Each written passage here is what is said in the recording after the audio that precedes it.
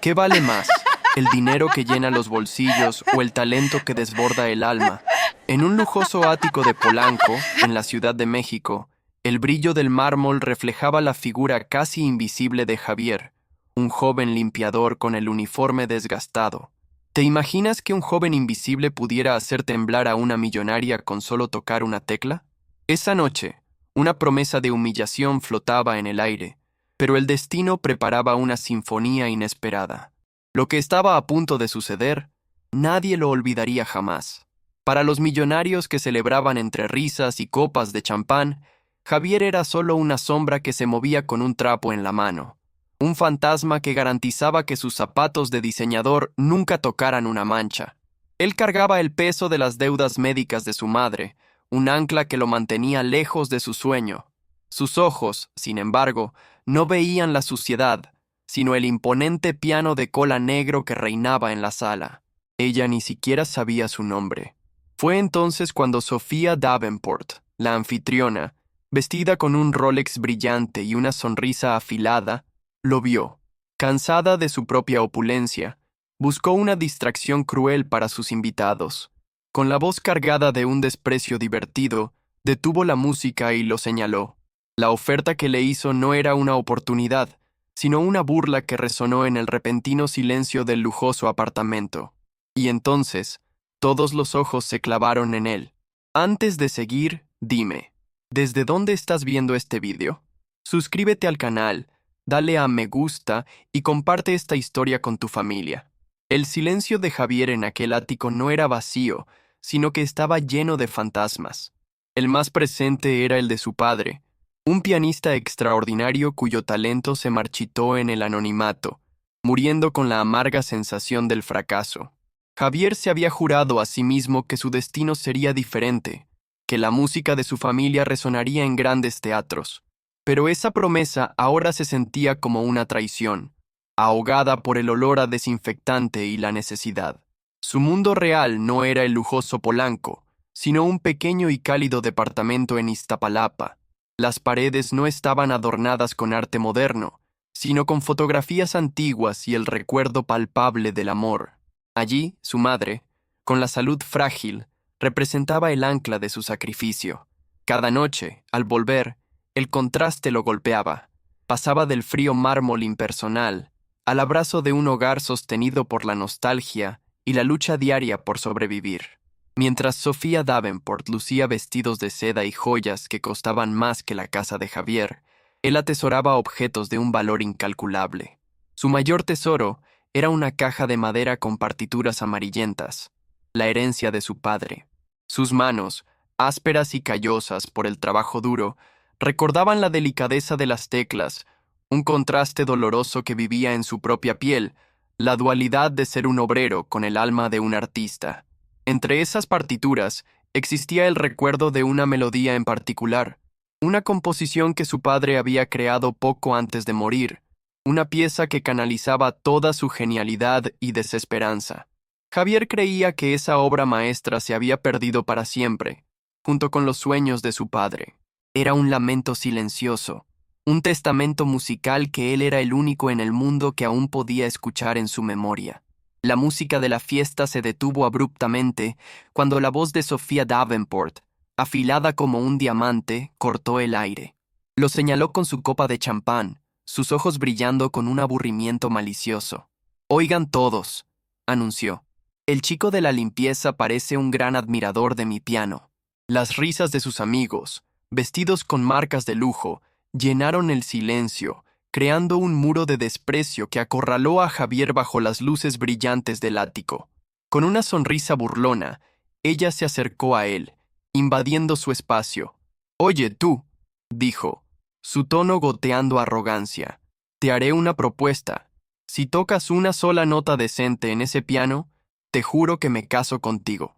La humillación fue instantánea y pública. La oferta no era más que un chiste cruel para entretener a su círculo de élite, transformando el talento oculto de Javier en el objeto de una apuesta frívola y denigrante. Un silencio pesado cayó sobre la sala, cargado de expectativa y crueldad. Javier sintió el peso de todas las miradas, cada una esperando que se negara, que huyera avergonzado. Por un instante, el recuerdo de su padre, derrotado y sin oportunidades, lo paralizó. Pero entonces, algo cambió en su interior. No era rabia, sino una calma helada. Levantó la vista, y sin decir una palabra, caminó lentamente hacia el reluciente piano de cola negro. El pulido banco del piano se sintió frío bajo el peso de Javier. El silencio era su adversario, y el murmullo burlón de los invitados, su jurado.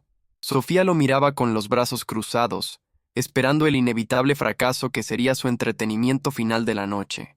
Las manos de Javier, acostumbradas a la rudeza del cloro y los cepillos, se posaron sobre las teclas de marfil con una delicadeza que nadie en esa habitación podría haber imaginado.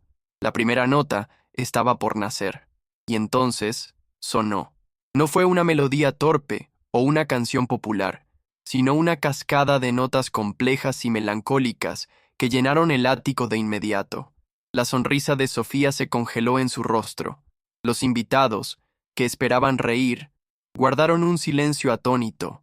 La música era de una belleza desgarradora, una confesión hecha sin palabras que contrastaba violentamente con la superficialidad de la fiesta. Era el sonido de un alma que había estado callada demasiado tiempo. La melodía contaba una historia.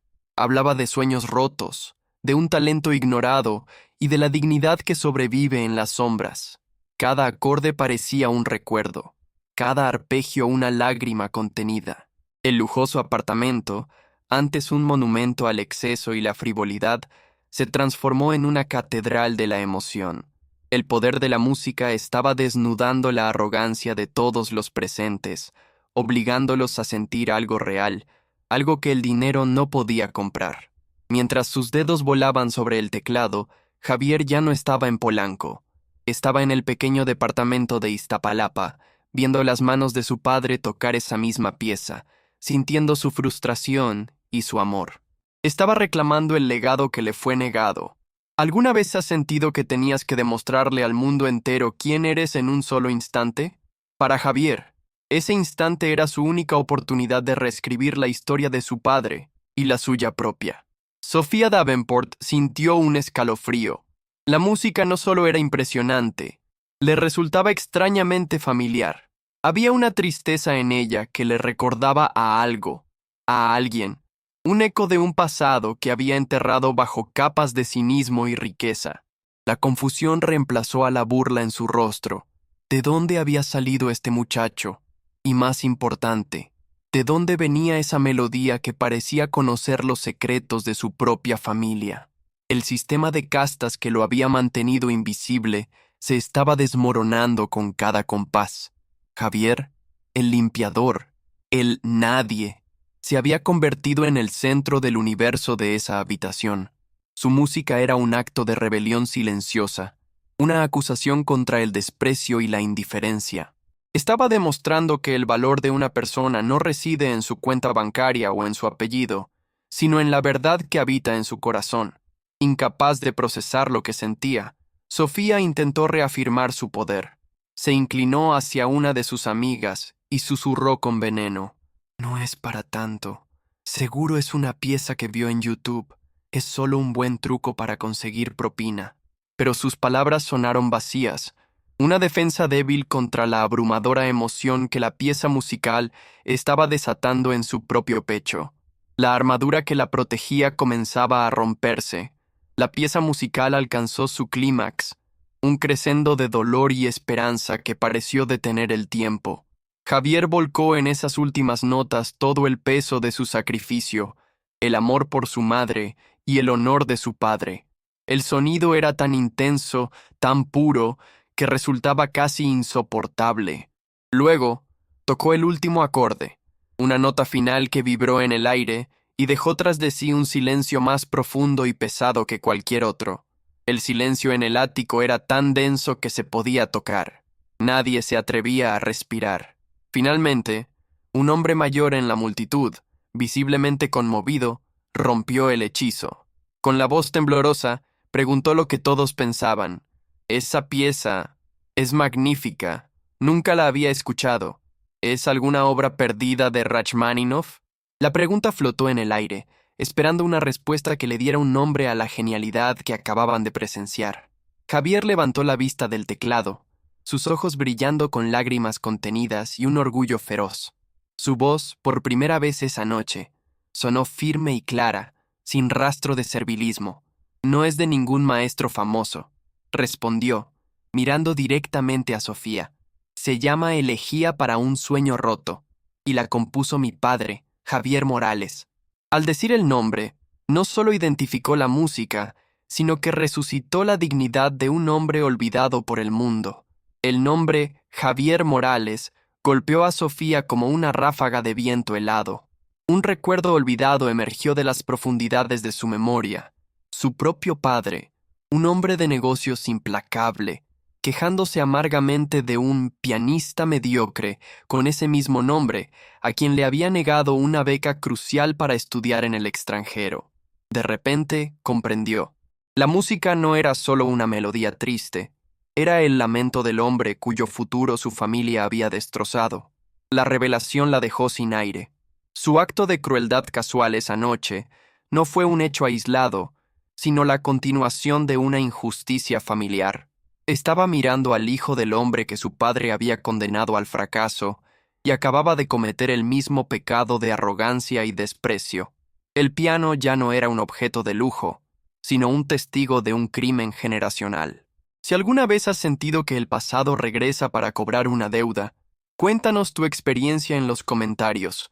Dale a me gusta si esta historia te está conmoviendo y suscríbete para no perderte cómo termina. El reconocimiento se asentó en el rostro de Sofía como una máscara de horror.